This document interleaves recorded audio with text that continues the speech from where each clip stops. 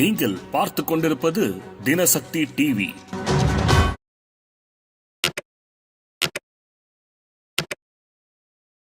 மும்பையில் பிறந்த அழகு மங்கையான தமன்னா பால் நிற மேனி நடிகை, மில்கி பியூட்டி என்று ரசிகர்களால் கொண்டாடப்படுகிறார்.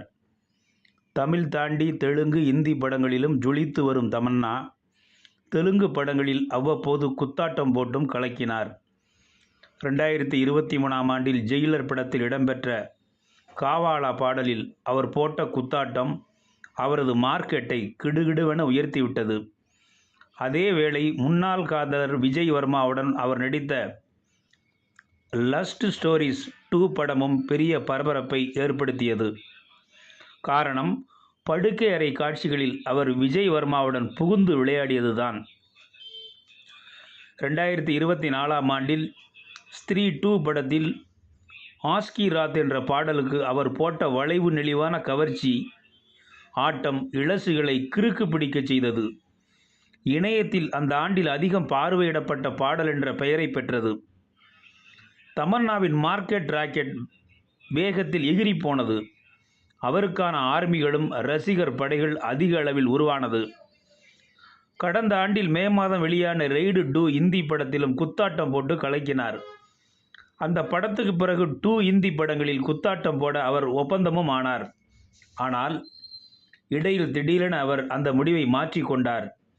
அந்த ஒப்பந்தங்களை ரத்து செய்த தமன்னா இதனால் சில சர்ச்சைகளையும் சந்தித்தார்.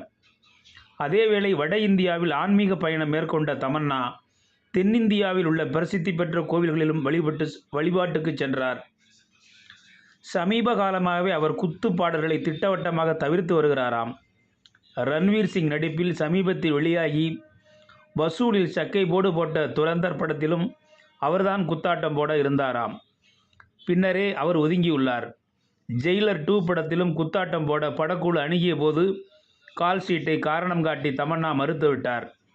இப்போது பாலிவுட் கவர்ச்சி புயல் நோரோ படேகி ஆட்டம் போட உள்ளார். குத்து பாடல்களில் ஆர்வம் காட்டத் தொடங்கிய பிறகு குத்தாட்ட நடிகை என்ற முத்திரை குத்தி விடுவார்களோ என்று அவர் பயப்படுகிறாராம். அதேவேளை ஆன்மீகத்தில் நாட்டம் கொண்டு வரும் தமன்னா கவர்ச்சி ஆட்டம் போட்டால் அது விமர்சனமாகிவிடும் என்றும் அஞ்சுகிறாராம். அதனாலேயே அவர் குத்தாட்டம் வேண்டாம் என்று முடிவில் திட்டவட்டமாக இருப்பதாக பேசப்படுகிறது. இது எல்லாவற்றையும் விட 36 வயதாகும் தமன்னாவை இந்த ஆண்டில் திருமண பந்தத்தில் இணைத்துவிட பெற்றோர் துடிக்கிறார்களாம்.